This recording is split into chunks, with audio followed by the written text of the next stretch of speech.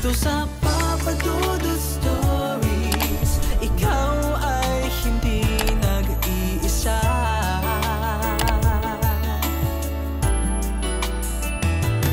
Dito sa Papa Dudut Stories, may nagmamahal sa'yo. Papa Dudut Stories. Papa Dudut Stories. Dear Papa Dudut, sa lahat po ng mga nakatutok ngayon, huwag pong kalimutan mag-like, mag-share at mag-subscribe. Maraming salamat po sa inyong lahat.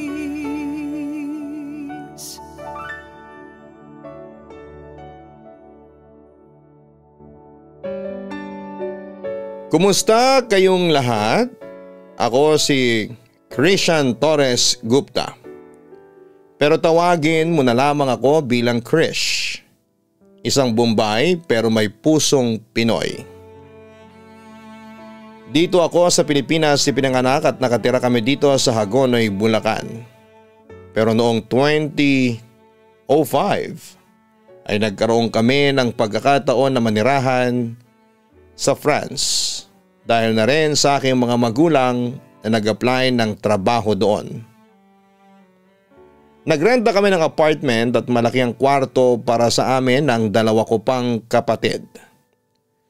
First time ko din na makakita ng ganito kalaki pero sikip na building.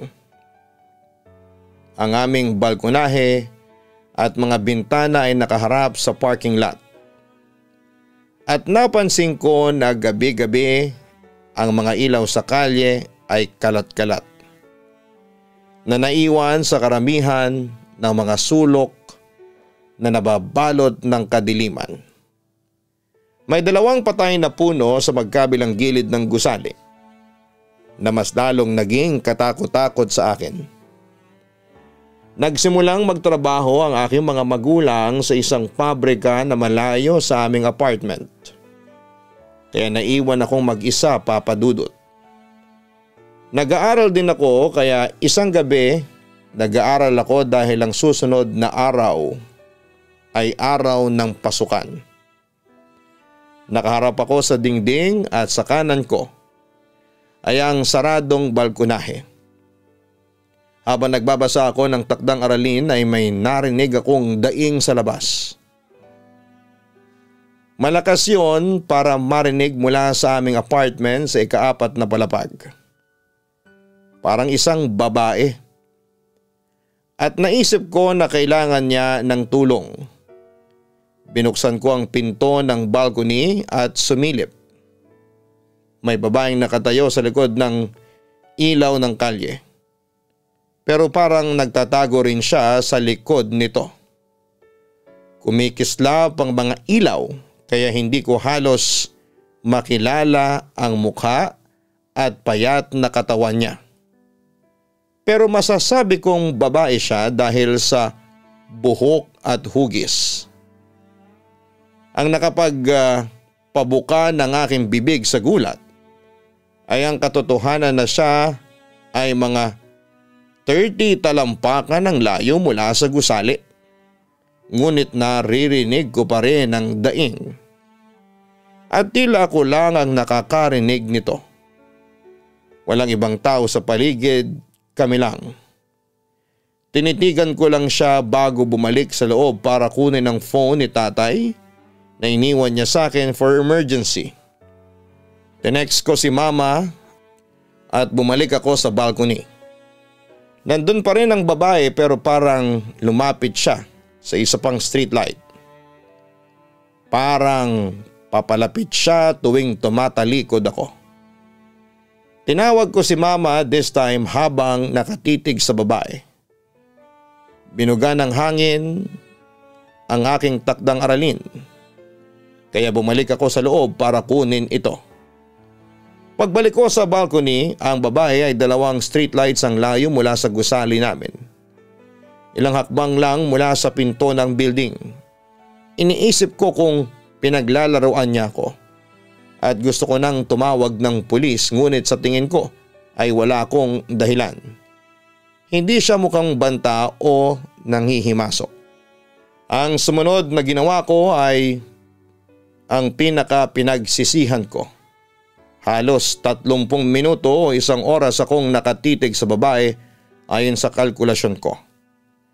Tandang-tanda ko pa rin yon pagkatapos ng oras na yon. Sa wakas ay lumipat siya. Mukha itong normal at hindi nakakatakot ngunit naglalakad siya patungo sa pintuan ng gusali. Naglakad siya habang nakatitig sa akin and I saw her face clearly this time. Ang ganda po niya, like French beauty at its finest. Pero nakalimutan ko ito nang lumingon sa akin ang katawan niya habang naglalakad. Nakasuot siya ng dilaw na damit na may mga disenyong sunflower at naamoy ko ang kanyang pabango. Nagawa niyang makapasok sa loob ng gusali at wala kaming elevator, hagdan lang at maririnig mo ang mga yabag kung may pumapanik sa kanila. Nakarinig nga ako ng yabag ng paa pero parang malayo sila. Gayon pa man, makalipas ang 50 segundo papalapit na sila. Alam kong niloko ako, hindi dapat ako tumitig sa kanya o tumingin sa balcony. Malaking teenager po ako, matangkad at kilalang malakas, kaya bakit ako natatakot? Hindi ko alam na maaari akong maging ganito kaduwag at baliw. Pero hindi ko alam kung lalaban ba ako o magtatago. Gumawa ako ng isang hangal na desisyon at sinumpa ang aking sarili dahil dito. Binuksan ko ang pinto at lumabas. Nasa harapan ko ang hagdan.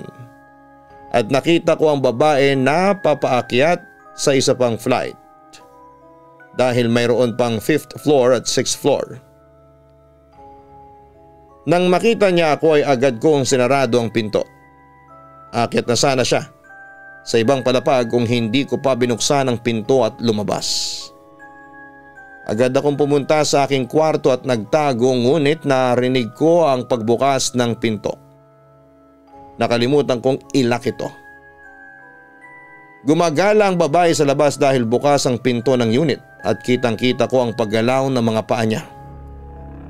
Mabilis siyang maglakad. Parang nagmamadali. Maya-maya ay nagsimula na siyang gumapang.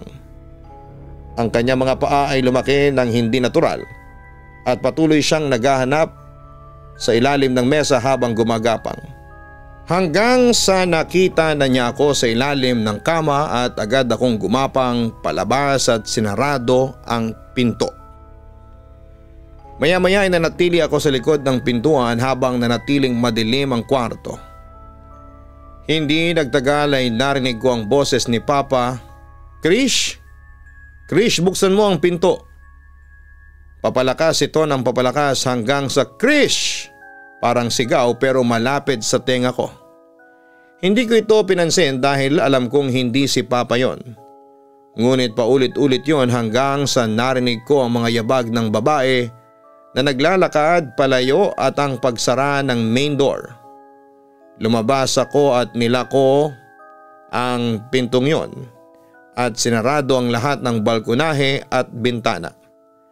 Pagkatapos ng pangyayaring yon ay sinabi ko sa aking mga magulang ang lahat at naniwala sila sa akin. Alam nilang seryoso akong bata kaya nabahala sila. Samantala ilang oras ang lumipas, nilagnat ako ng matindi. Dinala nila ako noon sa ospital pero ang findings lang ay ang trangkaso.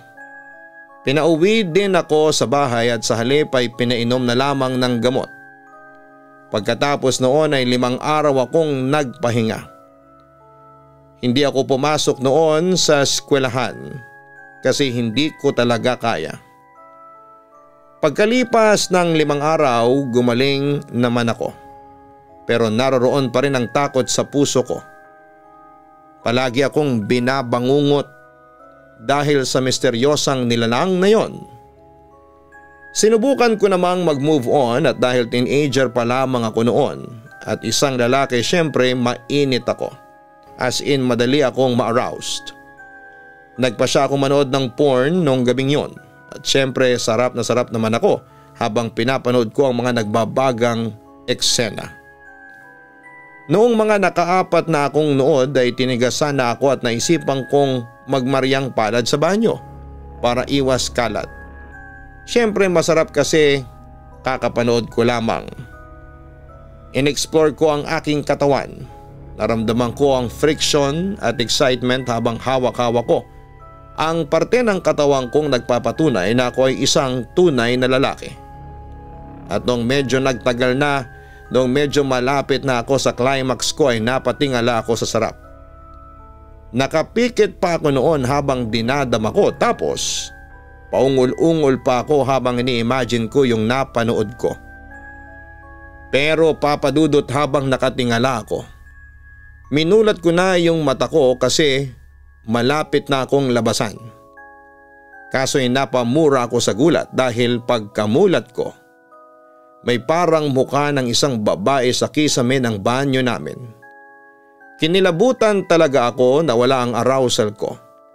Nawala ako sa concentration noon hanggang sa napasigaw ako sa takot. Nakakatakot naman kasi talaga yung mukha niya. May dugo-dugo pa. Tapos parang yung mukha niya parang gustong tumagos doon sa kisame kasi parang nakadikit na doon. Sa lakas ng sigaw ko ay nag-alala yung kuya ko kaya kinatok niya ako. Agad naman akong lumabas ng banyo at doon ay tinanong niya ako kung bakit daw ako sumigaw sa banyo. Alam niya kung ano ang ginawa ko sa loob ng banyo at okay lang naman daw yung umungol. Pero bakit may sigaw pa? Kaya kinuwento ko kay kuya ang mga nangyari. Nung una hindi siya naniniwala kasi tinignan niya pa yung kisame ng banyo pero wala naman daw siyang nakita. Sinabi na lang niya sa akin na baka nag-hallucinate lamang ako. At saka sinisipan niya ako na baka mabinat daw ako dahil sa kagagaling ko lang sa sakit tapos gagawa ko ng bagay na mga lalaki lang ang gumagawa. Nawala ang lahat ng init ko sa katawan ng gabing yon. Naligo na lamang ako. Pagkatapos maaga akong natulog noon. Around 8 PM siguro tulog na ako at madalas akong nagigising ng madaling araw. Siguro mga 1 to 3 AM at pag natutulog ako ng marami pang space sa higaan ay nilalagyan ko ito ng mga unan o kung anong pwedeng ilagay dito at naglalagay ako ng unan sa ulo ko. At yun na nga, papadudot. Nagising ako sa kalagitnaan ng gabing yon at tulog na ang lahat at wala nang ingay na naririnig. Nagising ako kasi parang may langgam na gumagapang sa balat ko. Hinampas ko ito at parang wala naman akong nahawakan o naramdamang langgam. Kaya kinakabahan na ako na parang may naglalaro talaga sa akin. Nakapikit pa din yung dalawang mata ko at nakatakip pa din ang unan sa tenga ko. Naglakas loob akong buksan ang aking mga mata at wala naman akong nakita kundi ang higaan lang na sobrang laki pa ng espasyo. Kaya pinikit ko ulit ang aking mga mata at tila parang gustong gusto ng mata ko na dumilat ulit kahit ayaw ko. Hanggang sa hindi ko na talaga napigilang idilat ang aking mga mata at tumambad sa aking harapan ang nakakatakot na mukha noong babae. At agad-agad kong ipinikit ang aking mga mata at nagdasal kahit ano na yung masabi ko sa dasal ko sa sobrang kaba ko noon. Hanggang sa lumipas ang ilang minuto ay nakatulog na din ako. Pagkagising ko ay agad ko ulit sinabi sa mga magulang ko ang aking naranasan. Iyak ako ng iyak noon dahil sa labis na takot kaya nagpasya silang dalhin ako sa St. Joseph Church. At doon ay dinasalan ako na mayroong ginawang exorcism ritual sa akin. Hindi ko na matandaan kung ano-ano pa ang mga nangyari during that time kasi nawalan ako ng malay.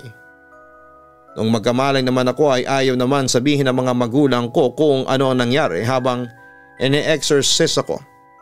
Pagkatapos noon, para makasigurado ay dinala din nila ako sa psychiatrist para masiguradong hindi pa ako nawawala ng katinuan. May mga pinainom sa aking gamot at sa tuwing iniinom ko yon ay gumiginhawa ang pakiramdam ko. hanggang sa naka-move on ako sa mga nakakatakot kong karanasan. Oo, naalala ko pa rin pero hindi na ako natatakot at dahil yon sa epekto ng gamot na iniinom ko. Papadudot, ang buong akala ko ay tapos na ang kababalaghan sa buhay ko. Pero nagkamali ako dahil nanumbalik ang mga masasamang panaginip ko kahit pa na umiinom ako ng gamot. Buti na lamang at nag-travel noon ang pamilya ni Tita Belen sa Liabra, France kasama ang mga anak niyang close ko. Sina Aris at Raiko. Dahil sa kanila kaya nakalimutan ko ang pinagdaraanan ko. Around 11 PM kagagaling lang naming magpipinsan sa isang night party at habang pauwi na kami sa kondong tinutuluyan namin. Nagpasya muna kaming tumambay sa labas nito. Sa bandang park kung saan ay may mga sementadong upuan at sementadong mesa. At dahil may binili sina Aris at Raiko na cans ng beer ay doon na namin yon tinira. Hindi namin pwedeng iuwi ang mga beer kasi siguradong pagagalitan kami ng mama ko at ni Tita Belen. Ayon, sobrang saya naming magpipinsan at nag-aasaran at kulitan. Nagkwento pa sa amin ang pinakabata sa amin, si Raiko, na nawala na raw ang virginity niya noong isang gabi dahil may naka one night stand siyang isang French na babaeng 3 years daw ang tanda sa kanya. At that time ay 14 lang si Raiko, kaya nagulat kami ni Aris. Pero nasa France kami kung saan ay normal lang sa mga 13 at 14 anyos ang makaranas ng kanilang first love making. Habang nagkwekwentuhan kami ay biglang may narinig kaming hindi kanais-nais na huni ng ibon. Sabi naman ni Aris ay baka raw aswang yon, pero tinawanan ko lang yon kasi walang aswang sa France. Sabi naman ni Raiko ay baka raw alkonost, isang mythical na ibon na kilala sa Slavic countries pero popular din sa France. Ang paniniwala naman ng mga Franses, lalo na yung mga matatanda, pag marinig nyo yung huni ng ibon na yon, ibig sabihin daw ay may malas daw sa paligid. Pero dahil sa pilyo ako ay napagtripan ko na gaya-gayahin yung tunog ng ibon na yon. Paggaya ko sa huni ng ibon ay sumasagot din yung ibon. Unay nagtatawanan pa kami hanggang sa parang galit na yung tunog ng ibon at tila palapit sa amin kaya naalarma na kami. Tumingin-tingin kami sa paligid at wala kaming makitang kakaiba pero kinilabutan ako kasi parang merong nagmamasid sa amin sa hindi kalayuan. Muli naming narinig ang nakakatakot na huni ng ibon. Sa puntong yon ay napatayo na kami sa aming kinakaupuan habang si Raiko ay nagmamadaling ayusin ang mga inumin at pagkain namin para sakaling magtakbuhan na ay mabitbit niya iyon sa isang bitbitan. Muling humuni ang ibon. This time natuntun ko kung saan yon nanggagaling. Sa isang punong kung tawagin ay European Beach. Napatingin ako doon at nagulat ako sa aking nakita. Kinilabutan ako ng malala dahil ang nakita ko ay walang iba kung hindi ang babaeng nilalang na nagbigay ng takot noon sa akin. Nakasuot pa rin siya ng dilaw na bestida na may sunflower prints. Pero hukot na ang kanyang katawan. Nagsimula na rin itong lumapit sa amin na parang isang zombie. Aris, Raiko, takbo! Natatarantang sigaw ko habang tinuturo ang babaeng palapit. Nakita yon ng dalawa kong pinsan at maski sila ay natakot sa itsura nito. Napatakbo kami sa takot. Pero kung saan saang direksyon kami tumakbo. Si Aris dumiretso sa pintuan ng condo building na tinutuluyan namin at nakapasok. Pero kami ni Raiko ay hindi pinalad na makapasok dahil mabilis na nakarating doon ang babae at hinarangan ang daan namin. Kaya nagtatakbo kami ng pinsan ko sa ibang direksyon.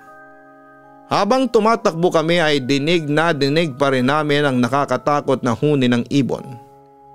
Tila ba nagpapahiwatig sa amin na mamalasin kami ng gabing yon. Hinawakan ko si Raiko nang hindi lumilingon sa kanya, Papa Dudut. Hanggang sa makarating kami sa isa pang puno na hindi ko alam kung anong species pero native lang yon sa Europe. Raiko, ayos ka lang ba? Tanong ko sa pinsang ko nang hindi lumilingon. Kaya alam kong nasa likod ko lang siya. Pero hindi siya sumagot. Ang nakakatakot pa ay narinig kong sumisigaw si Raiko mula sa malayo. Kuya Krish, tumakbo ka na! Sigaw nito. Doon lamang ako napalingon, sa kanina lang ay hawak-hawak ko ang kamay. At doon ay nagimbal ako dahil lang nasa likod ko pala ay walang iba kundi ang babaeng nilalang na nakakatakot ang itsura. Siya pala ang nahawakan ko ng kamay habang papunta kami sa puno. Dahil dito ay nagsisigaw ako at mabilis na tumakbo. Mabilis ding kumilos ang babae na parang anyong skinwalker na. Nagkasalubong kami ni Raiko at siya naman ang humila sa akin palayo sa babae. Tumakbo kami hanggang sa marating namin ang parking area ng Carrefour Market. Walang tao sa paligid at sarado na ang market dahil madaling araw na ng mga oras na yon. Nagpahinga muna kami ni Raiko dahil hinihingal na ako ng mga sandaling yon. Kuya Krish, anong klaseng halimaw yun? Natataranta niyang sabi sa akin. Hindi ko alam, pero siya yung sinasabi ko sa inyo dati na hinahunting ako palagi. Hindi ko alam kung anong kasalanan ko sa kanya, bakit niya ginagawa yon sa akin. Sagot ko. Sa totoo lang first time ko makaranas ng ganito, para tayong nasa horror movie. Wika pa ng pinsan ko. Samantala'y dinukot ko ang keychain ko na flashlight at yon ang ginamit naming ilaw dahil sobrang dilim ng paligid. Ang nakakatakot pa ay puro puno ang harap ng Carrefour Market. Kaya naglakad-lakad kami hanggang sa makapunta kami sa harapan ng may malaking trash bins. Doon muna kami tumambay ng pinsan ko. Mamayang kaunti ay biglang nakarinig kami ng kaluskos. Nang inilawan ko ulit ang flashlight at naitapat ko yon sa glass waiting shed. Sa hindi kalayuan ay may nakita kaming reflection ng mata. At muling humuni ang ibon na tila galit na galit sa amin. Hanggang sa biglang bumulaga sa amin ang babaeng nagmumula sa waiting shed. Pagapang itong lumapit sa amin at doon na kami nataranta ni Raiko. At parehong nanginginig sa takot. Hindi kami makatakbo kasi parang naposes noon ang katawan namin. Kaya napapikit na lamang kami ng pinsan ko sa sobrang takot. Hanggang sa biglang tumalon ang nilalang sa kabilang puno at pagdilat ko ay nasa harapan ko na siya. Naiyak na ako at nagsalita. Ano bang kailangan mo sa akin? Ano bang kasalanan ko sa iyo? Tanong ko. Pero naalala ko na hindi pala nakakaintindi yon ng Tagalog. Mamayang kaunti bigla na lamang itong tumakbo palayo at kasabay noon ay narinig na namin sina Aris, Tita Belen at Papa na tumatakbo papunta sa amin ni Raiko. Hanggang sa makarating na kami sa tinitirhan namin. Agad na ikinuwento ni Raiko sa kanyang ina ang naranasan namin. Naniwala naman sila kasi sina Mama at Papa pala ay may similar ding experience na ganon. Babae rin ang humahabol sa kanila. Kinabukasan ay may mga nabalitaan din ako mula sa mga kapitbahay naming Pranses na nakaranas din noon. Hindi nila alam kung anong klaseng nilalang yon pero may hinala silang parang skinwalker yon. At ginagaya daw nito ang huli nilang biktima. Kaya nagpasya na noon ng mga magulang ko na bumalik na ng Pilipinas. Inayos agad nila ang mga papeles para makaalis na doon at hindi nga nagtagal ay dumating ang araw ng departure namin. Pumunta kami sa airport, 1:00 ng madaling araw na kami nakarating at 3 AM ang schedule ng flight namin.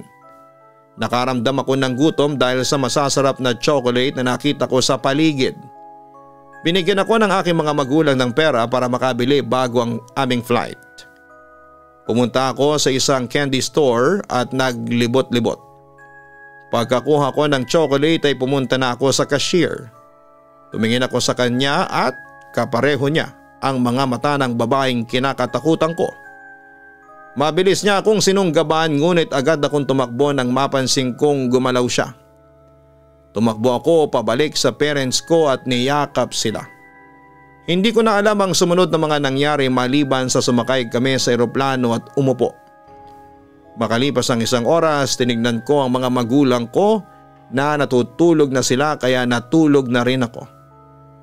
Nagising ako nang may nararamdaman akong anino na umaaligid sa ibabaw ko. Parang may nakatingin sa akin sa likod ng upuan namin. Matutulog na sana ako pero binuksan ko ang mga mata ko at tumingin sa likod ng upuan ko. Pero ang nakita ko lamang ay ang matandang lalaki na natutulog. Niyakap ko na lang ang braso ni mama at hindi na nakatulog. Nakarating kami sa Manila, Philippines at sumakay mula sa Iloilo at bumalik sa bahay ng lola ko at sinabi ko sa kanila ang lahat. Ngayon ay nakatira ko sa Pilipinas ngunit hindi doon nagtatapos. Kung sino man ang nilalang na yon ay sinundan ako pabalik sa aming lungsod. Pakiramdam ko ay isa lang itong nilalang na may magkakaibang anyo. Naganap ako sa Google ng French mythical creatures ngunit walang mahanap na sagot tungkol sa nakita ko. Tila ang nilalang na ito ay bago at mas nakakatakot kesa sa anumang alamat. Papa Dudut, matinding kaba ang dinulot sa akin ang karanasang kong ito at hindi ko alam kung bakit nangyayari yon sa akin. Kaya hanggang ngayon na binata na ako ay naalala ko at napapanaginipan ko pa rin ang babaeng yon. Pero kumpiyansa akong hindi niya ako nasundan dito sa Pilipinas at malakas ang pananampalataya ko sa Panginoon. Sige Papa Dudut, dito ko na po tatapusin ang kwento ko at maraming salamat at magandang gabi sa inyong lahat. Lubos na gumagalang, Krish Gupta. Maraming salamat Krish sa pag-share mo ng kwento sa aming programa. May mga pangyayari talaga sa buhay natin na makakaranas tayo ng kababalaghan at katatakutan. Pero anuman ang totoo ay gawa man ito ng dyablo o imahinasyon. Tandaan natin na nasa atin pa rin kung matatakot tayo o hindi. Minsan ay kailangan nating maging matapang sa pagharap sa mga ganitong klase ng mga nilalang. Kailangan ding malakas at matibay din ang inyong paniniwala sa Diyos. Huwag ding mahihiyang humingi ng tulong sa pare o sa taong nakakaalam ng inyong sitwasyon. Maging open din kayo sa inyong pamilya sa mga nangyayari sa inyo. Maniwala man sila o hindi, at least ay nalaman nila kung paano nila sosolusyonan ang problema mo. Huwag kalimutan na mag-like, mag-share at mag-subscribe. Hanapin ang Kaistorya YouTube channel at ang Gianna Vlogs. Maraming salamat po.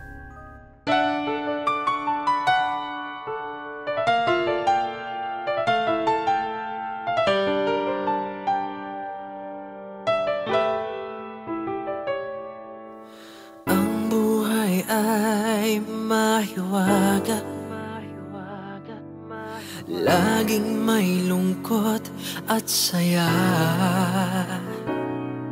sa Papa Dudut Stories. Laging may karamay ka.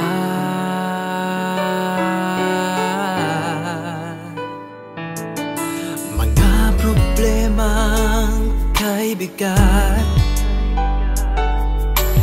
dito ay pakikinggan ka. Sa Papa Dudut Stories, kami ay iyong kasama. Dito sa Papa Dudut Stories, ikaw ay hindi nag-iisa.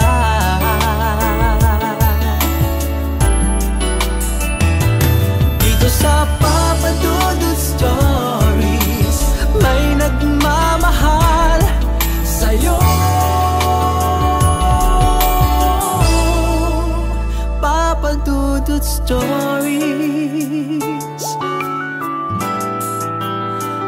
Papa Dudut Stories.